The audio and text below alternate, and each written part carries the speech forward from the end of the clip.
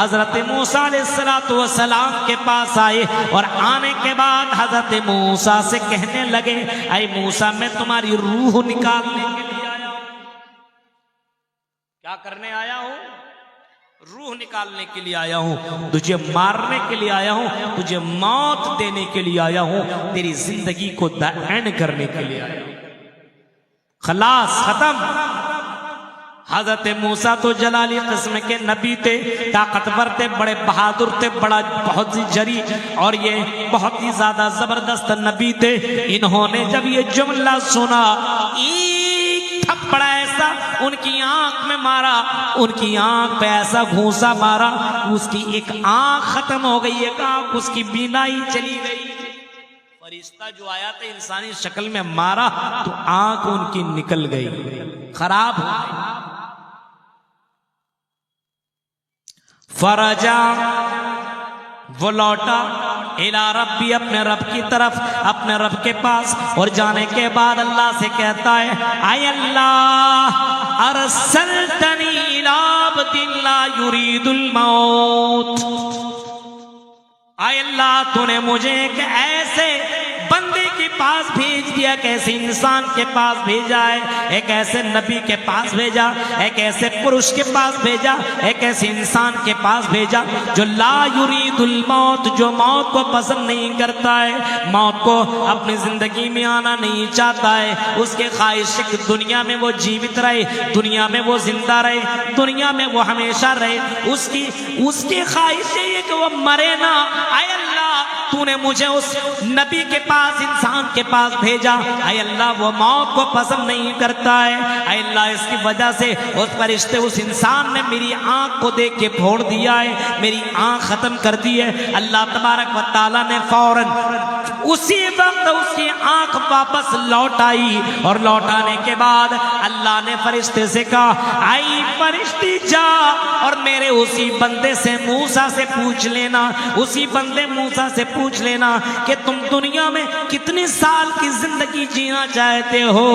लो इस बछड़े के ऊपर हाथ रखो, बैल के ऊपर हाथ रखो, इस जानवर के ऊपर हाथ रखो और तुम्हारे हाथ के नीचे जितने भी बाल आएंगे, इसको आप बाल ही तो बोलते हो, चुल्लू के क्या बोलते हो, चूल, चूल बंगाल में चूल बोला जाता है। तुम्हारे पंजे के नीचे जितने भी चूल, जितने भी बाल आएंगे, हर एक एक बाल के बदले एक एक साल बढ़ा दी जाएगी। देख रहे कितना बड़ा गिफ्ट मिल रहा है। हाय, या बाबा रामदेव भी इतनी बड़ी दवाई नहीं दे सकते। आदमी इतना साल तक जीवित रहे और जिंदा रहे। अब सोच सकते हैं कि क्या कहा रहा। सुनिए, मंजर जरा देखिए, आप गौर करिए। फिर इसके बाद अल्लाह ने उस फरिश्ते से क्या कहा, जाओ मेरे उस बंदे से यही पूछना कि इस जानवर पे हाथ रखो और इसके नीचे जितने भी बाल लाएंगे, हर बाल के बदले एक एक साल से मल्टीप्लाई कर दो, गुना कर दो, और जितने साल बढ़ेंगे उतनी साल की जिंदगी तेरी बढ़ा दी जाएगी। जाओ,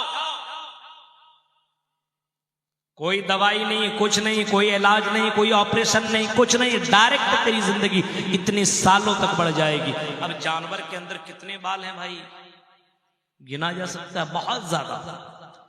उतने बाल के बदले एक एक साल बढ़ा दी जाएगी। ये अल्लाह ने फरिश्ते से कहा, जाओ मेरे बंदे से ये कहना। हजरत मूसा अलैहिस्सलाम के पास फिर वही फरिश्ता आया, मलकुल मौत का फरिश्ता आया, और आने के बाद हजरत मूसा से यही पूछा और यही सवाल किया, आई मूसा तुम दुनिया में कितने साल तक जीवित रहना चाहते हो। आओ, अल्लाह ने तुझे ये कहा है और अल्लाह रब्बुल आलमीन ने तुझे ये ऑप्शन दिया है। ऑप्शन क्या दिया है, इस जानवर के ऊपर हाथ रखो और जितने बाल आएंगे हर बाल के बदले एक एक साल तेरी जिंदगी की बढ़ा दी जाएगी। अच्छा, एक एक साल एक एक बाल के बदले। अब गौर करिए आप, हम और आप होते तो यार बढ़ा दो बाद में जो होगा देखा जाएगा, बढ़ा दो।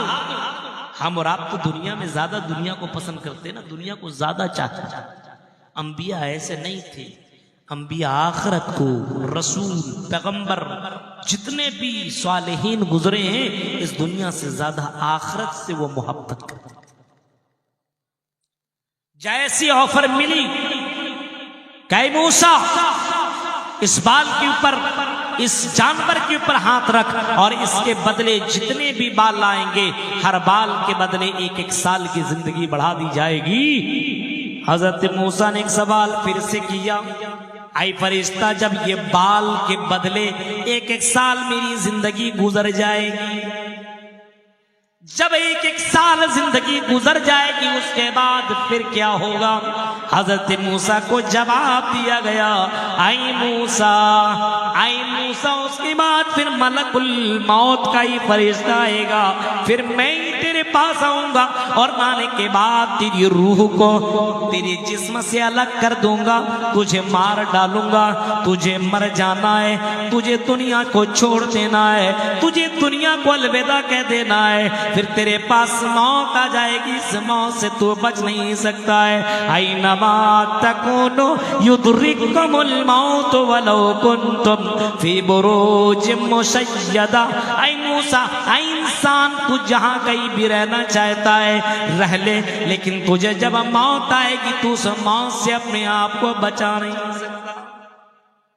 कुरान तो खुल खुल के कह रहा है और कुरान तो ऐलान कर करके कह रहा है और कुरान तो ये कह रहा है, ऐ इंसान सुन ले, तो मरेगा, एक न एक दिन मरेगा, चाहे अपने घर को बहुत ही मजबूत बना लो, तुम बंद कमरे के अंदर हो जाओ, तुम किलों में महफूज हो जाओ, तुम पहाड़ की चोटियों पे चले जाओ, तुम समंदर की गहराइयों में चले जाओ, ऐ इंसान तुझे मौत आएगी और मौत तुझे पकड़ लेगी।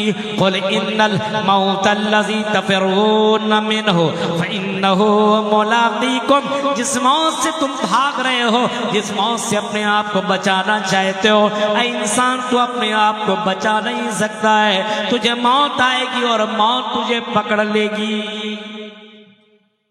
हज़रत मूसा ने कहा जब इतना कुछ होना ही है, मौत का मजा चखना ही है, मरना है, दुनिया को छोड़ना ही है, तो चल इसी वक्त मुझे मार दे। जब मेरी मौत आ ही चुकी है तो मुझे और ज्यादा दिन जिंदा रहने का क्या फायदा, मरना तो है, मार दे।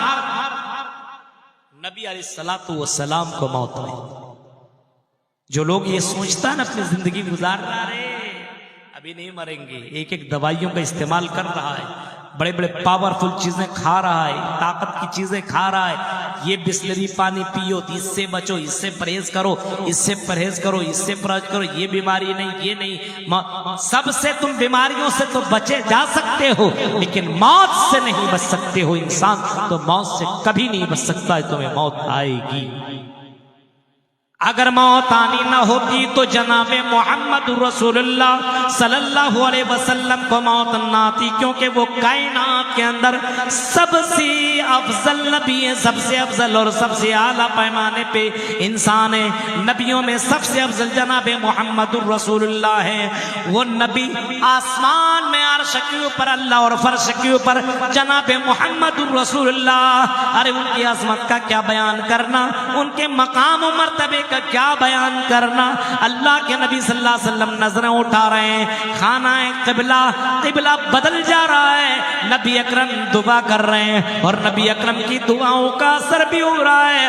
और जंग की बदर के मौके पे अल्लाह फरिश्तों को नाजिल करके अल्लाह रब्बुल आलमीन मुसलमानों की मदद कर रहा है। नबी अकरम सल्लल्लाहु अलैहि वसल्लम जो दुआ मांग रहे हैं, आपकी दुआ को रिजेक्ट नहीं किया जा रहा है, आपकी दुआ एक्सेप्ट हो रही है, आपकी दुआएं सुनी जा रही है। और इतना ही नहीं, अल्लाह के नबी को एक और ऑफर दे दिया गया, ऐ नबी कल कयामत के दिन, उस नबी का मकाम ये कि कल कयामत के दिन सारे नबी सारे इंसान परेशान हाल होंगे, लेकिन ऐ नबी तू एक ऐसा नबी है, ऐ नबी तेरा मकाम ये है कि जब सारे नबी परेशान हाल होंगे, सारे पीराने पीर परेशान होंगे, सारे मौलवी परेशान होंगे, सारे बादशाह परेशान होंगे, तो लेकिन ऐ नबी उस दिन आपकी सिफारिश सुनी जाएगी, आपकी सिफारिश एक्सेप्ट की जाएगी, आपको सिफारिश के लिए इजाजत दी जाएगी और ऐ नबी आपकी बातें सुनी जाएंगी।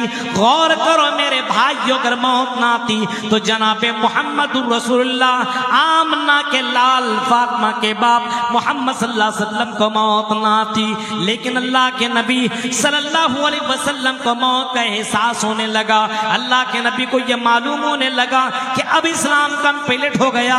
मैदान उसी हज्जतुल विदा के मौके पर मैदान अरफात में जब कुरान की आयत उतर गई, अल यौमा अकमलतु लकुम दीनकुम व अतममतु अलैकुम निअमती व रज़ीतु लकुमुल इस्लाम दीना। ऐ नबी आज हमने दीन इस्लाम को मुकम्मल कर दिया, कंप्लीट कर दिया। ऐ नबी इस इस्लाम को मैंने बिल्कुल मुकम्मल कर दिया है। अल यौमा अकमलतु लकुम दीनकुम, आज के दिन हमने तुम्हारे इस दीन को, इस्लाम को हमने मुकम्मल कर दिया है।